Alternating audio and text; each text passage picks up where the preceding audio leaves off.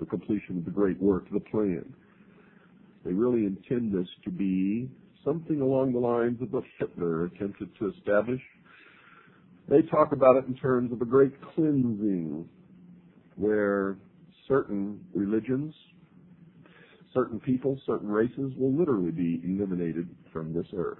And they are convicted through their own words.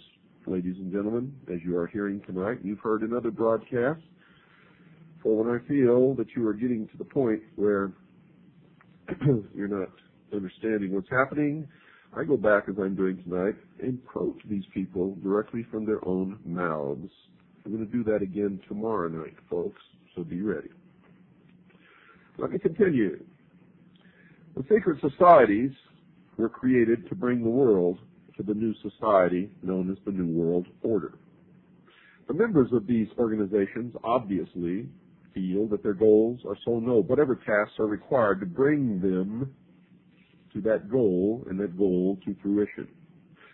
This means, folks, that murder, plunder, and lying all become acceptable as long as these methods assist its members in obtaining their goal.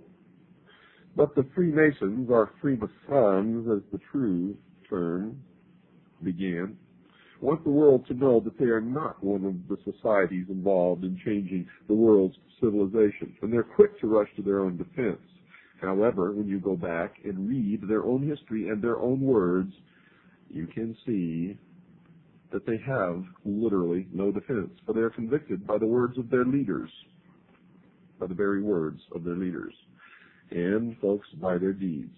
For it was General Albert Pike who created, through the Scottish Rite of Freemasonry, the Knights of the Ku Klux Klan.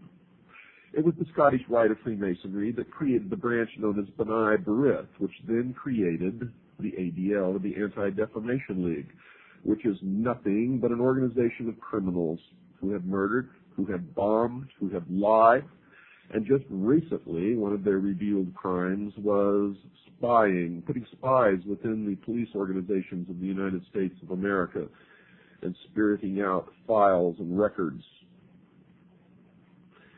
And all of the Jews in the United States support this criminal organization to their great shame. And those of you who feel that the Jews are responsible for all of this, you are wrong. Most Jews don't know any more about this than you did. And they are being used just as you are being used, just as I have been used in my life. In all time, truth has been hidden under symbols, wrote Albert Pike. And he also wrote this: symbols are nevertheless ingenious veils that cover the truth. Now, Albert Pike was the sovereign grand commander of the southern jurisdiction of the Scottish Rite of Freemasonry. The Scottish Rite now controls world Freemasonry. There certainly seems supposed to be a power in knowing something that you can't tell your family, friends, children, or business acquaintances. And Adam Weishaupt said it best with this selection from his writings, quote, "Of all the means I know to lead men, the most effectual is a concealed mystery," unquote. And that is true. I found in my research that the vast fools, the followers, flock to the mysteries and the promise of learning some secret during their climb up the ladder of degrees of initiation. The truth is that only a very few ever learn anything, and what they learn is how to control the rest. The power of hidden symbols was alluded to by another writer, this time Foster Bailey, in his book entitled The Spirit of Freemasonry. Quote, "A symbol veils or hides a secret, and is that which veils certain mysterious forces. These energies, when released, can have a potent effect," unquote. And indeed, they can, as we are all feeling now the pinch of the power. There are many who can attest to that simple truth. Organizations with concealed or secret initiation ceremonies abound in America and indeed around the world. College fraternities and sororities teach the college student to accept secret initiation ceremonies and hidden knowledge at a young age. The Masons, intended for adult males, have similar organizations for their young sons and daughters, and other secret organizations for their wives. And all of these organizations tend to prepare their male members for further service in the master secret organization, the Masons. However, the Masons are quick to point out that they conceal their truths from the general public. Manly P. Hall, for instance, wrote this, quote, "It is for the adepts. An adept is defined by the dictionary as one who is an expert, but there is an esoteric definition that shall be discussed later. Quote, it is for the adepts, one to understand the meaning of the symbols," unquote. He further instructed his readers that understanding the symbols could make one wise, quote, "An understanding of these symbols is the beginning of wisdom," unquote.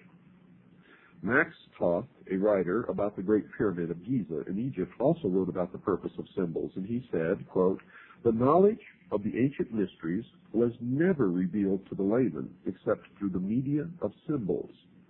Symbolism fulfilled both the need to conceal sacred truths from the uninitiated and to offer a language for those qualified to understand it." And whatever these secrets are, folks, one writer on the subject feels it is time to make them public. Alice Bailey, one of the key writers supporting the New Age movement, wrote this, quote, "The hour for the ancient mysteries has arrived. These ancient mysteries were hidden in numbers, in ritual, in words, and in symbology. These veil the secret," unquote. Another writer who writes on the order, Carl H. Cloudy, told anyone who read the Masonic literature that he had best understand the language or they would miss the true meaning of the words. He wrote, quote, "He who hears but the words of Freemasonry misses their meaning entirely," unquote. Rex Hutchins, a 32nd degree Mason who has written a book for the Masons, one so important that it was used to replace one written by Henry Clausen, a former sovereign commander, also informed his readers that his writings also concealed a secret. Quote, "The word reveal means to reveal. That is, to give one explanation and yet continue to maintain the mystery of the symbol by not explaining it in a full and complete manner," unquote.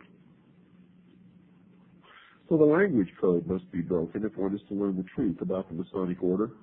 The reason that this is so is because the Masons have admitted that they have concealed the true meaning of some of their language. However, it is possible, folks, to know the true meanings of at least some of the hidden language. And the listener can be certain that the discovered interpretations are correct because the Masons themselves have revealed the hidden meanings of some of their symbols in some of their own literature. The secret societies, folks, that have concealed their purposes and hidden meanings, concealed writings, and private initiation ceremonies are admittedly very powerful. One who recognized that power was Benjamin Disraeli, the Prime Minister of England in the late 1880s, who said this in the House of Commons on July 14th in 1856, quote, "There is in Italy a power which we seldom mention in this House. I mean the secret societies. It is useless to deny because it is impossible to conceal that a great part of Europe, the whole of Italy and France, and a great portion of Germany, to say nothing of other countries, is covered with a network of these secret societies. What are their objects? They do not want constitutional government. They want to change the tenure of the land, to drive out the present owners of the soil, and to put an end to ecclesiastical establishments," meaning religion, unquote. The Masons know about concealing secrets from the rest of the world. Carl Cloudy, a Masonic writer, told his readers that secrets are inside secrets, which are inside other secrets, and he wrote this, quote, "Cut through the outer shell and find a meaning. Cut through that meaning and find another. Under it, if you dig deep enough, you may find a third, a fourth. Who shall say how many teachings?" Unquote. And even the communists used concealment, for the communists were created by the mysteries. The cell system of the Communist Party was created by the mystery schools, which have used the same system for millennia. Nikolai Lenin, the Marxist communist who communized the Russian nation in the years following the Russian Revolution in 1917, wrote this, quote, "We have to use any ruse, dodge, trick, cunning, unlawful method, concealment, and veiling of the truth," unquote. Many of the signs for identifying a communist or a member of the Communist Party are exactly the same as those symbols and signs used by Freemasons to identify each other. The use of secrecy to conceal